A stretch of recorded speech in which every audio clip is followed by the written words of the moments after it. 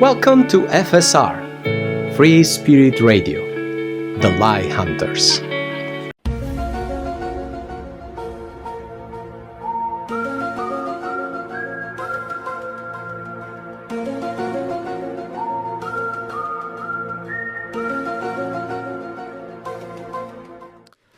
I would like today to present an aspect that is very important.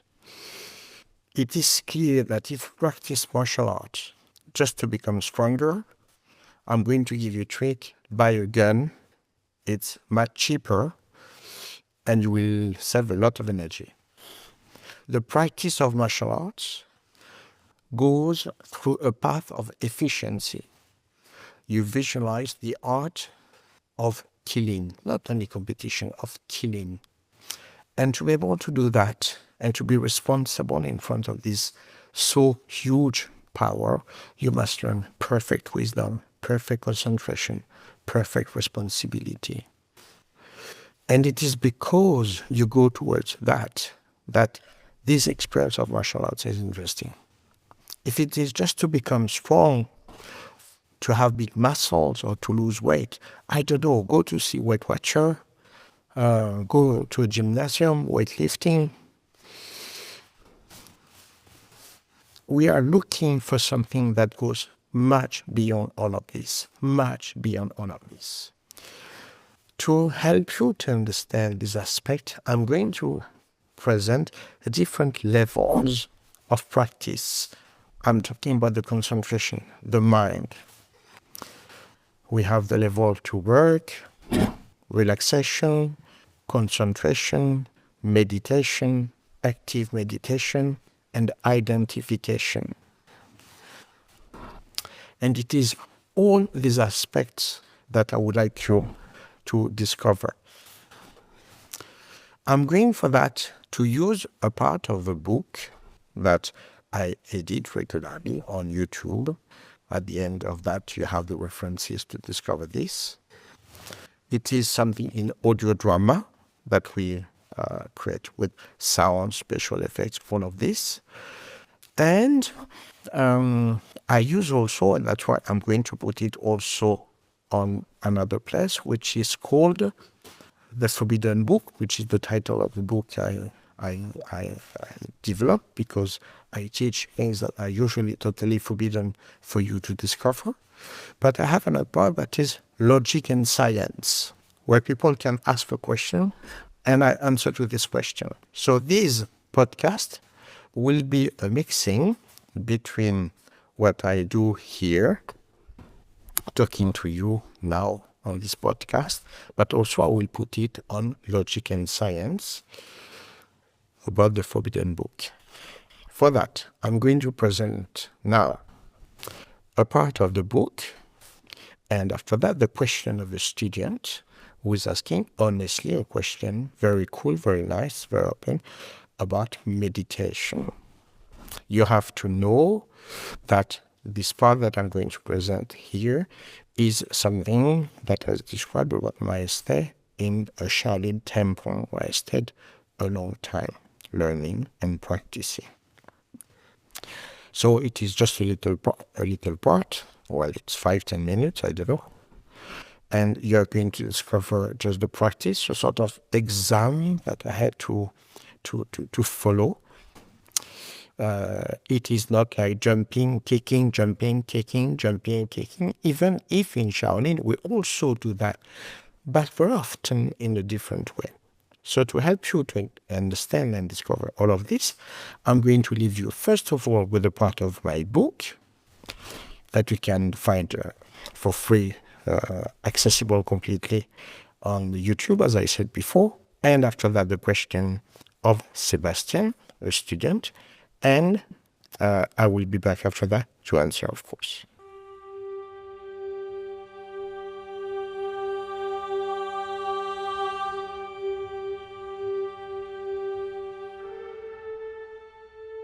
I was invited to participate in the advanced shuriken practice, but this trial was nothing like you might imagine.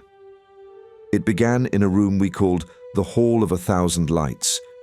It was filled with candles, Exactly 1,000, arranged all around the room. Some were new, others half-burnt, but all of them had to remain lit. My task was to meditate at the center of the room, contemplating the 1,000 flickering flames.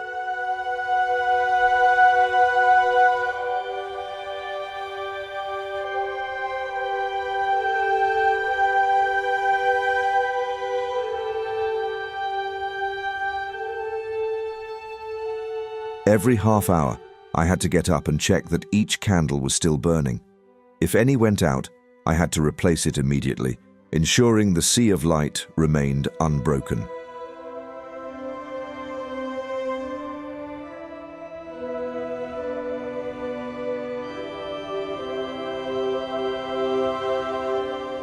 It was a test of focus, endurance, and meditation. For 24 hours, I had to maintain this balance between contemplation and action. No rest, no sleep. Just me, the 1,000 lights, and the soft whisper of melting wax.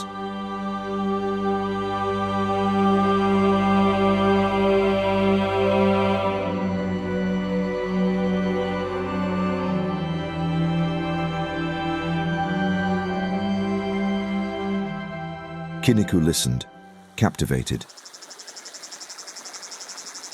But why? What was the purpose of this trial? She asked. Patience, constant attention, and above all, the ability to maintain inner balance in the face of an apparently endless task. The light symbolized the clarity of mind I needed to cultivate. Once the 24 hours were over, I was allowed to leave the hall. I was led to another room where a new challenge awaited. This time, it was about demonstrating flexibility and precision. I began with advanced stretching exercises, side splits, front splits, and lying completely forward in a front split. These movements were the foundation for what was to come. Then, they handed me 10 shurikens. The walls of the room were adorned with at least 50 targets, each hung at different heights or angles. A small bell attached to each target rang randomly. My challenge was to react instantly to the sound of the bell and throw a shuriken with absolute precision.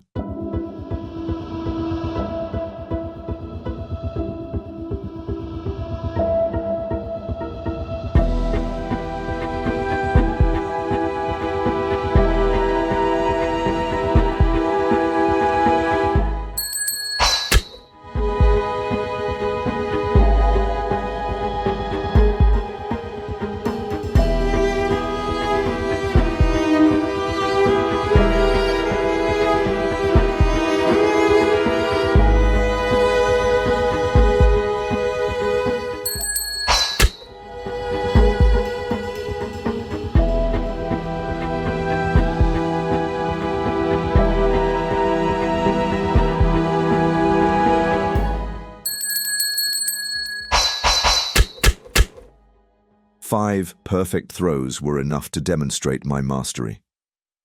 But just as I thought I was finished, Mike, my mentor, told me this was only the first step. To access the advanced shuriken practice, I had to ascend half a flight of stairs, on my hands. Imagine a flight of steps, and me, inverted, progressing solely through the strength of my arms and shoulders. I had spent months training for this, doing handstand push-ups against a wall to build the necessary strength. With 5 shurikens still strapped to my belt, I climbed slowly, step by step, each movement requiring immense effort.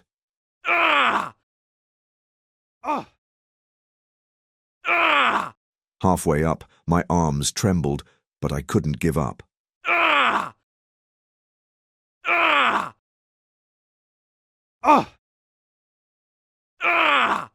At last, I reached the top, ready to face what I believed would be the final stage. But as I entered the next room, I was struck by total darkness. Not a single light. Nothing. After the hall of 1,000 lights, I was now plunged into the deepest shadows. Kinniku shivered despite the warmth of the sun. She whispered, I gave her an enigmatic smile. The rest will come later, if you're ready to hear it. Are you ready?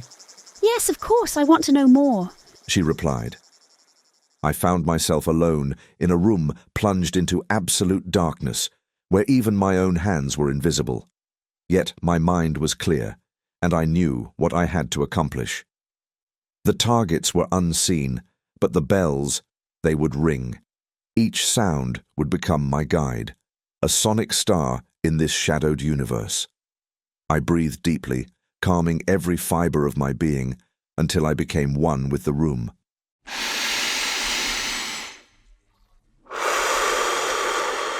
When the first bell chimed to my right, I threw the shuriken with unwavering precision. A sharp sound confirmed that my blade had struck its target. The second bell rang, higher this time, and my arm followed the sound like a wave. Every movement became a natural extension of my will. In this total darkness, I no longer needed my eyes. I had transcended vision to reach a far more subtle perception. When the final bell sounded, an almost sacred silence descended. I knew I had succeeded. Suddenly, a calm and profound voice emerged from the darkness. Sit down and listen. I gently lowered myself to the ground, my senses still heightened. This voice belonged to Master Su, the Shihan of the monastery, a figure rarely seen, but whose every word resonated like a revelation. What you have just accomplished is only the beginning. The true journey begins when you understand that light and darkness are two facets of the same reality. What I will teach you now is the key to navigating between these two worlds. Hello. In this incredible episode, you described the challenges you had to go through as an entry test to join the Shaolin monastery. First of all, that's really inspiring, and I'd love to learn more about Shaolin practice and your stay at the Shaolin monastery. And I'd love also to practice my handstand, so one day I'm able to climb stairs on my hands. But here is my question for you. About the challenge, the 24-hour meditation challenge, which you described as listening to the soft sound of candle wax melting. How poetic. But what exactly is meditation in that moment? I imagine it's not just sitting there for 24 hours and waiting. Is meditation more than just being patient? Because once I remember you told the story about a woman who said she had been meditating for 1 hour every day for years. You thought to yourself, wow, this woman must be amazing at attention and focus. So one morning you went to meditate with her to test her ability. But after some tests, you smiled and gently told her that what she had been doing every morning wasn't really meditation. It was more like taking an extra hour of sleep or nap. So I'm really wondering, what is meditation truly? Thank you. Now I must really answer correctly. Otherwise, Sebastian is going to be really angry because he's been asking this question different times, and I did answer. So I have to focus. Concentration. The first level is, would say, laziness. You do nothing. It's very important to see that the first level is laziness, because a lot of people would say, I'm practicing relaxation. No, you're practicing laziness. That is to say, nothing. Then the second level is work. Can be a simple work, even in a factory, what you have to do or what you have to accomplish. It's not fantastic, but you have to do it. You're courageous, you face what you have to do, and you do it. And the third level is relaxation. what would be relaxation at that level? We have two possibilities. It is that after working very intensely, you're tired and you relax, you rest. But you worked a lot before for that. Second possibility, even better, you work, but you work in such a know-how, savoir-faire, that you work and you are cool at the same time. You're relaxed. A good worker we should be able to have this. So we forget the factories, the works of frustration. But if we have something, I don't know what, I'm a carpenter, I'm a cook, I'm a whatever, and I am into something that I love. And when I do that, I am ready. And this relaxation, which is not laziness, I'm really happy to do something and I'm cool and when I do it. So we mustn't mix relaxation, savoir-faire, with pleasure to do something, or the rest of the fighter, I would say, of the worker, and laziness, which is just to be a couch potato in front of the TV or in front of your computer. You're not practicing relaxation, not at all. It's called laziness. Above that, you have concentration. That is very hard for Sebastian to make the difference between concentration and meditation and to reach something that is really working for him. It's quite hard. So I could tell you, in a relaxation, I thought we can, of course, include Shavasana for those who know yoga with a good control. Controlled relaxation with somebody who is talking, a teacher educating you. Concentration, therefore, is including, not contraction, relaxation and work that we put together. It can be any kind of work or activity. For instance, you have the work of the 4-4-4, which is I inhale, I count 4 times, I hold my breathing 4 times, I exhale 4 times. Very easy, it's not very long. You adapt the rhythm regarding your style, what you can do, so it's not super complicated. So you do 4, 1, 2, 3, 4. Hold, 1, 2, 3, 4. Exhale, 1, 2, 3, 4, 1. What is the last one that I did? It is to count. Next time it will be 4, 4, 4, and it will be the last 4, except will be 1, 2, 3, 4, 2. And you try to reach 30. And you will see that is extremely complicated because your mind will start to gallop. You will forget to count, to focus, you will forget the number where you were, and so on. That's the beginning of concentration. Work your balance. Go on the rope and walk on the rope on a stick, very thin. Keep your balance. At that time, you are already practicing concentration. Learn correctly, and you're practicing concentration. When you listen to a podcast like this, I know because I was in a school of yoga where there was a master who used to give a lot of conferences. And myself, I was working in the association for free to give, to help.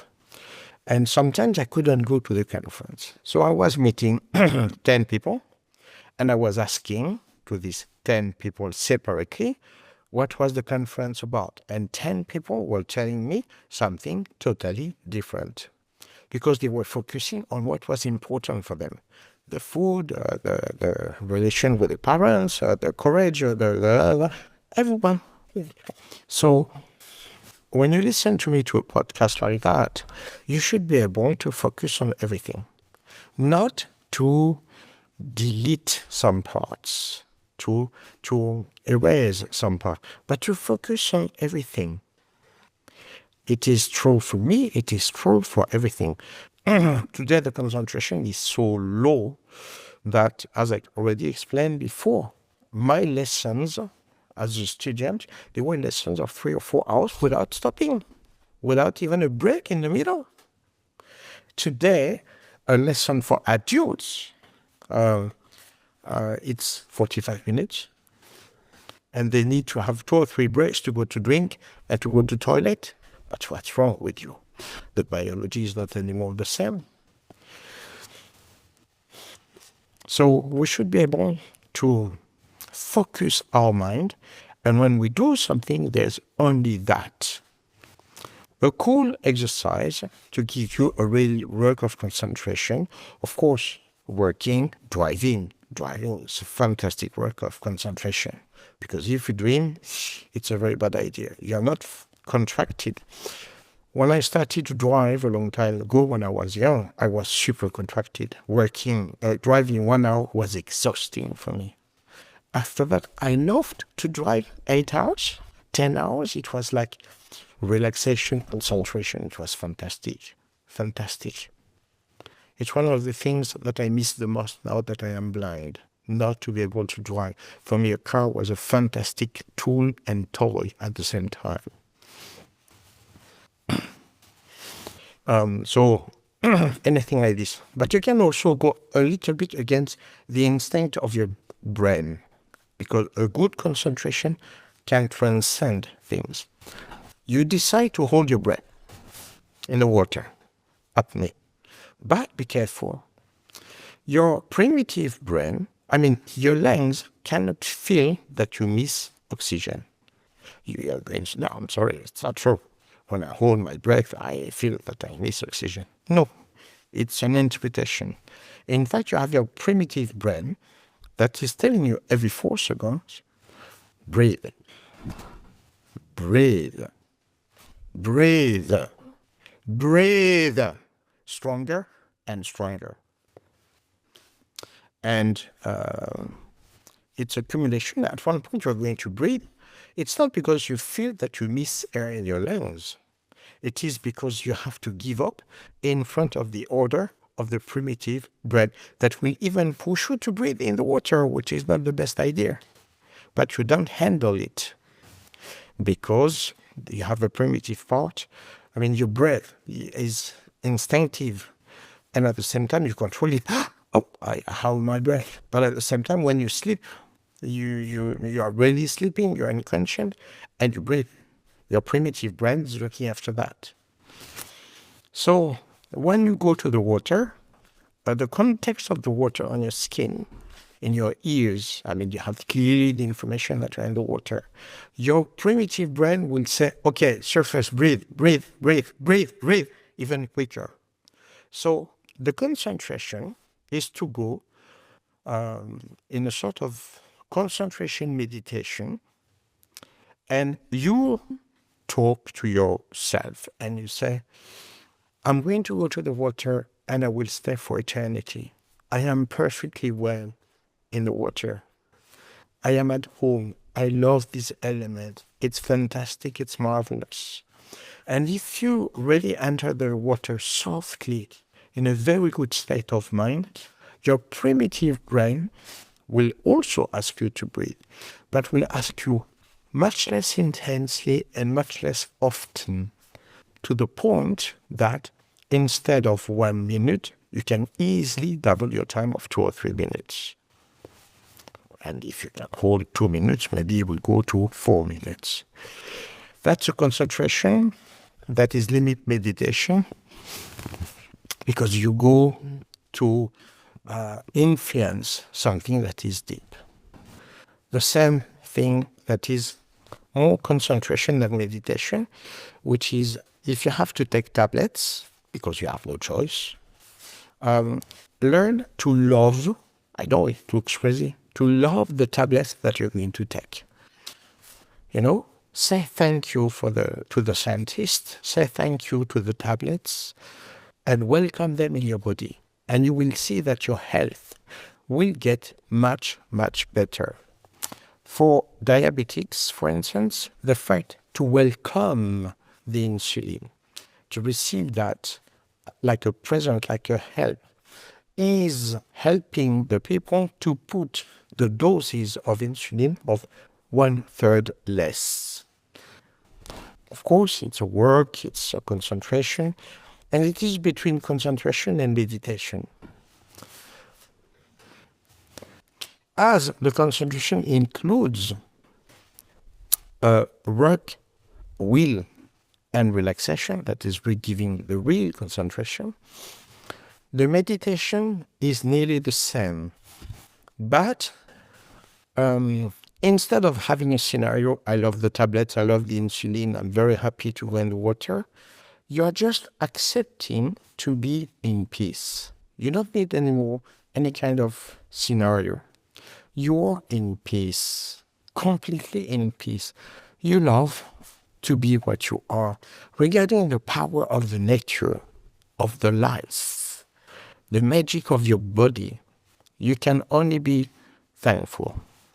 So you enjoy this thankfulness, you enjoy this comfort, this well-being, this love, this existence, and you let it go naturally within yourself, completely.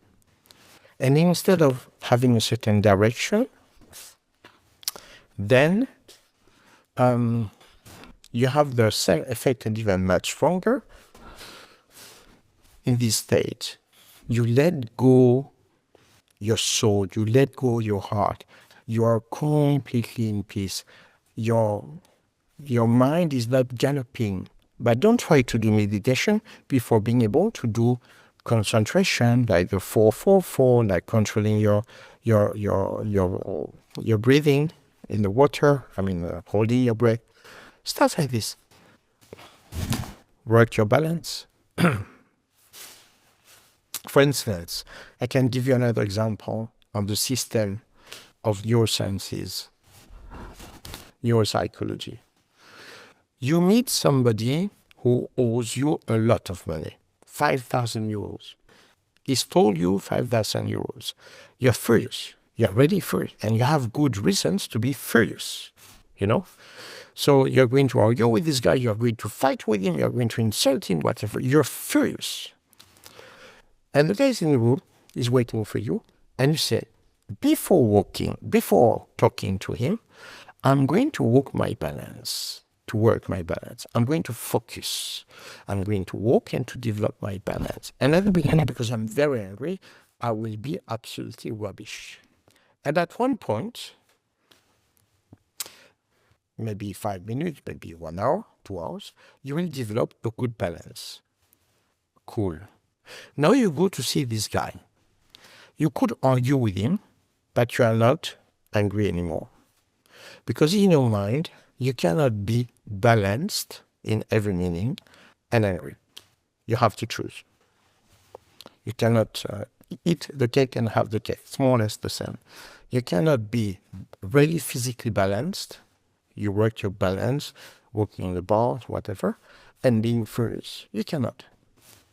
So it is the concentration and the meditation on different levels. They are the art of playing with the brain.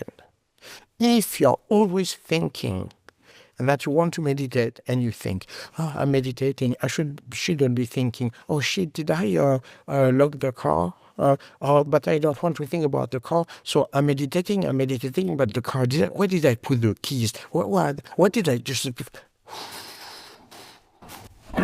It's really the art of relaxing and letting go something. When Sebastian was describing the story, he changed, in fact, a lot of elements. The lady had been practicing Surya Yoga, which means yoga of the meditation at the sunrise, 3 hours every day since 20 or 30 years. I had forgotten now.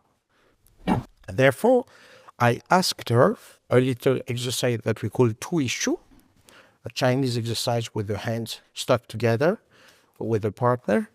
We say they are glued together. It means exactly that, Tu Ishu in Chinese. And after 1 minute, she was a disaster. 1 minute of concentration. So I said, wait. You're telling me that you're practicing meditation that is much higher? 3 hours a day. Not sleeping, not, laziness. No, meditation 3 hours a day.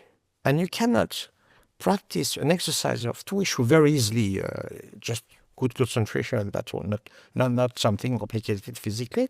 1 minute, and effectively, after trying 3 or 4 times, which was a disaster, I told her, I'm sorry to inform you, you are not practicing meditation in front of the sunrise. You haven't been practicing meditation in front of the sunrise for 30 years. You have been sleeping, being lazy in front of the sunrise since 30 years, which is not bad.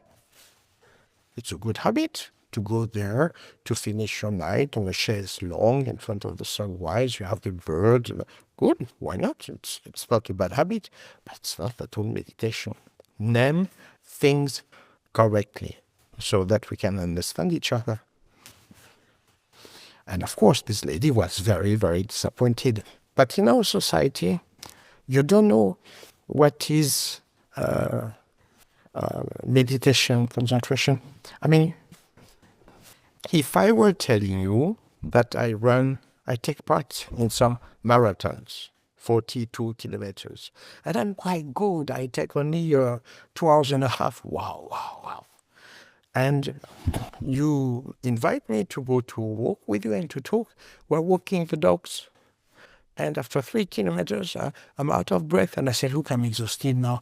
I'm sorry, but we have to go back home. I'm too tired. Would you believe me about the marathons?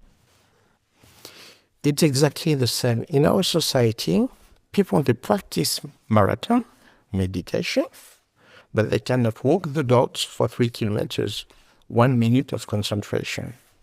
We must understand. And above the meditation, there's the active meditation. And the active meditation is really extremely important to understand.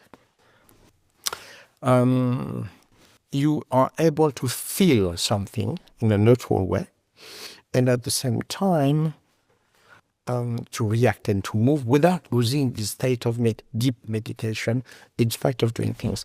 For instance, in the temple, when I was meditating with 1,000 candles, I said, because I want to enter into a complicated explanation, every half an hour.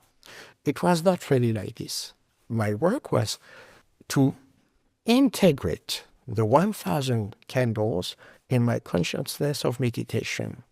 And when I felt that one was out, I had to stand up and to put a new candle, because the candle was over, and I had to stop on the side, and I put a new one. If you get excited, you stand up every 2 minutes, every minute. If you fall asleep, you move and you find 20 candles that are out. Some are new, some are quite finished. You don't have a reference. No, you must feel. Remember briefly. I think that don't think, you must feel. That is really active meditation that will allow you to react. It is very efficient, well, less now, but some decades ago it was very efficient, channeling. I am in contact with an entity, I speak with this entity, blah, blah, blah. Okay, why not? I don't know you, why not? But when I ask for a simple exercise of meditation, not active meditation, that is either meditation, or even only concentration, or only even work, they cannot. And this art of mixing things completely allows this world of chaos, arrogance, and craziness. And the real meditation allows you to know yourself completely, to know what you can do and you cannot yet do, and you have to focus to improve this or that or that. I know a lady, a long time ago, really obese. Honestly, I don't want to be mean, but super channel in contact with angels, with that. So fantastic, marvelous. And she was always eating in fast foods and being really obese. And I told her, I said, look, I will not tell you a name because, look, I don't understand. If you're in contact with angels, with so high entities, how is it possible that you eat so much, such a sheet of food in such a wrong place? And she looked at me with a gaze that was expressing, Gigi, you are so stupid. And she told me, don't you understand, Gigi? I take only this bad food and I assimilate it and I send it back as light to humanity. I was about to tell her, well, regarding your size, maybe not all of it. You keep some for you. And the point is that you are supposed to be so subtle that you can hear the music that is silence, words that are silence. And inside this silence, you hear something so deep, so fantastic, that it could be your inconscient, it could be an angel, an entity, somebody who is dead, and you have fantastic explanations that are working, like Edgar Cayce or people like this, Rudolf Steiner, Padre Pio, people that not because, you have a lot of people, they are no one, they do nothing, they don't practice, they don't train, but they are special because they speak with weather, Jules Verne. And the point is that it's exactly the opposite. If you are in contact with entities that could teach you something so fantastic, then in that case, you don't need that to be fantastic because you learned fantastic stuff. Imagine that I'm the neighbor of Einstein, and every morning we go to walk the dogs. Even only 3 kilometers, and back 6 kilometers. And Einstein is teaching me some stuff. I don't need in 20 years to say I was friends with Einstein. I will have just to say what I learned. And you will say, but Gigi, how do you know all of this? And there's a trick. For 20 years, I was walking the dogs with Einstein, and I learned really a lot. Yes, fantastic. Why is it that the people who are practicing channeling, that is to say, active meditation, they are fantastic only because of that, not because of the results? I can give you another example that I already practiced a long time ago. I had to clean with sandpaper some shutters. There were 5 big shutters, really tall like a human and very large. And after 6 hours, I had done only 2. So I thought, I'm a bit late. So I decided to play a game. Instead of practicing active meditation like a message, I said I want to put in this work something inspired, divine. And I did the last 3 shutters in 2 hours. And what is even more interesting is that I was working with a companion, from as a carpenter, so a very high level. And when it came at the end of the day, I said, oh, cool, you have done everything. Then he looked at the 3 last shutters, and of course he didn't know what I did, the order. And he said, look, these 3 are really perfect. The 2 others could be better, but these 3 there, they are fantastic. And he was pointing out the 3 where I used active meditation. I don't have to say, I was doing that with the help of an angel and with Jesus Christ on my side was telling me, okay, go on. No, you have results. As I told you with this guy in Germany practicing Aikido, every time I was saying focus, concentration, practice, irini, anticipation. And every time I was touching his chest with a punch, and he was unable to react. And I did it 3 times. After 3 times, he told me, E.G., you attack too quickly. I said, no, you are too slow. This knowledge inside a certain hierarchy deletes totally the cinema to justify. Then you have the last level, that is identification. And identification would be a sort of channeling, but that you apply all the time. Would be like Buddha, would be like Jesus Christ.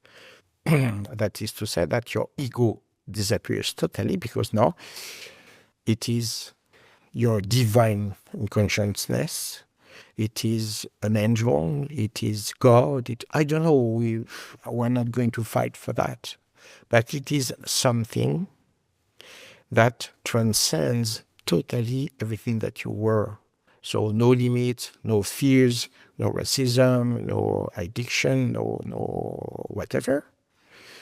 You know? You imagine, you visualize that you call an angel. Let's imagine you can do that. And you ask the angel, what would be the best action I can do to earn money? Or, no, even better, what could I do to improve my health? Only that. And the angels, oh, no, I'm sorry, that I cannot speak about it. You have to go to see a doctor. What? So you are in the cosmos, but even for my health, at least to advise me some stuff about the food, about the behavior, the gymnastics, the relaxation, the meditation, you told me go to see a doctor? No, an angel, in theory, would be, or a superior entity, would be able to guide you in many things. Many things. Normally, even everything. And if you are into identification, it is a perpetual state of super channeling. You are not anymore existing. And this work that I did in the Shaolin Temple, to learn between the light and the darkness, and you can see in this protocol, climbing stairs, standing on your hands, that is to say that at one point you have to push all your body with only one hand, only one arm, and shuriken in the light and in the darkness only with the sound. You push your abilities to the maximum, and this concentration about meditation, feeling this ocean of lights all around you, and to feel and to be present, to be in peace, to be in harmony. It's not only meditation, it is pushing everything to the optimal level. Commitment. The one who wants to do something finds out a way. The one who doesn't want to do anything finds out an excuse. Every time I was facing an impossibility, I told myself, okay, G, you found the impossibility, you found the excuse. Now find out the way. And when I became blind, I developed something else, to see differently. It's a click that I do. If I do it here, I try here, for instance, you will hear. If I go to another room, you will not hear the same.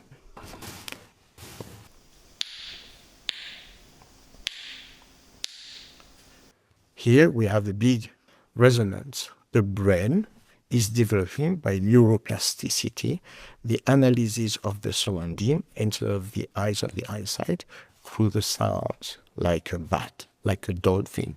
I am the fat man. Things are possible if we have to understand that everything that we visualize deeply, we can become it. The problem is not to become what you visualize. It is to visualize what your system is forbidding you to visualize. Because no, that is not possible. Very often, you would repeat, I believe only in what I see. And I tell you, no, you see only what you believe. It's very different. So that's why it is so difficult to improve, because you will never visualize something that is not acceptable in your programming.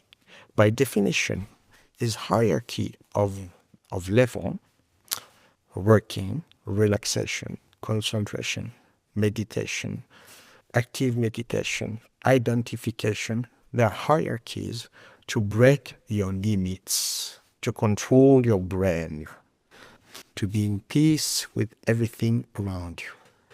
You can hate blindness, or you can learn from it. You can take it as a fantastic teacher, a fantastic workshop. I spoke about laziness before. You can hate your laziness, or you can take it as a fantastic teacher, master. You can hate the fact that your partner went away, or you can take this event as a fantastic teacher, master, change. Next partner, don't behave the same way. You can hate the fact that you are unemployed or that you are poor. Take them as fantastic teachers. Whatever is happening to you, learn from all of this. You have to work in a garden, you know nothing about this. Learn biodiversity. You have to learn music. Use the music to evolve. Compare the music to yourself. Learn from everything. Stop believing that you know everything, while everything is showing you that you cannot do, that you fail. Stop justifying your failures. Learn from your mistakes. I will take my mistakes of the past as treasure of evolution for the future. Find what is new in electronics, because don't be hysterical. Use that, but use also the echolocation, use the perceptions, use the meditation to feel around you, to feel more and more. And everything that you believe coming from the society will be stuff that will block you from feeling, from looking at the truth, at your fantastic abilities. Your fantastic abilities to change, to become different. Yes, absolutely. So it is over this idea that is meditation. Sebastian, what is meditation? Meditation is know yourself and experiment yourself. Challenge yourself. You cannot do that? Then choose something easier, but do it. 1 minute, 5 minutes, 10 minutes, 20 minutes. Now you can go back to the other one that you couldn't do before. At least 1 minute, 2 minutes, 5 minutes, 20 minutes. Learn to forget your fears, your conditioning. A lot of things that you believe to be your choices, they are not at all your choices. You were educated like this to the point that you perceive some stuff in a special way that the others wouldn't perceive like this. A long time ago was done a terrible experiment in Russia. They paid people to look after their kids, denying totally these sorts of insects, flies, and whatever. So completely normal, very nice parents, but every time the kids say, "Oh, what is that? The fly?" Then no, stop that. It's not funny. Just like stop inventing. That's enough. The kid, when he was about 4 or 5 years old, couldn't see the insect anymore. He learned that if he wanted to be loved and accepted by his parents, he had to stop talking about something that officially is not existing. All the kids, they perceive the ghosts and the entities. And after that, they learned to forget all of this if they want to be accepted, if they want to receive the love of their parents. Mom is in the mouth of a kid the second name of God. So it's so important. More even than dad. It's so important. So people, they adapt. And that's all. They just adapt completely. And after that, you will say, no, but I'm not able to do that. It doesn't exist, this or that. That's all. If I were telling you that in this story in the Shaolin Temple, when I am in the black room, you heard the speech between the light and the darkness. And if I were telling you that I was alone in this room, sort of alone, if you follow my book and my podcasts, you will understand. The practice of yoga, of Tai Chi Chuan, of martial arts, of Zen, it's not only to be what you already are, it is to become something else. You know? Don't look at the finger, look at the moon. So really, indeed, learn there are no open ends. There are no limits. There is no old age. There is no illnesses. There are no illnesses. There are only your beliefs and the path that your beliefs will take you in. Understanding that and working to sit down and to open a new path is the key and the essence of meditation. Thank you.